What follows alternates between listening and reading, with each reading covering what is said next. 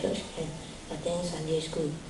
But it was then I realized being a Christian is more than just doing the Christian things like going to church.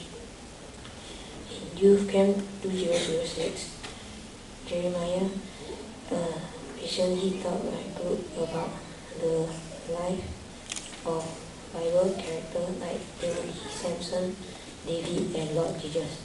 Since then, I began to take my belief seriously. I began to read my Bible to understand more about my faith in God. I'm very thankful that Jesus is in my life and He forgiven my sins. He is like a friend to me, one who forgives when I do something wrong, and I know I don't have to be afraid of the dark anymore. There is one verse in the Bible that is very meaningful to me. Let me read to you from 2 Timothy chapter 1 verse 7 to 8. For God did not give us a spirit of timidity, but a spirit of power, of love, and of self-discipline.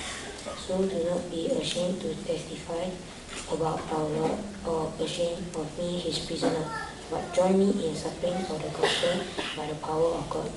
I want to be baptized because I am not ashamed to tell the world I am a Christian.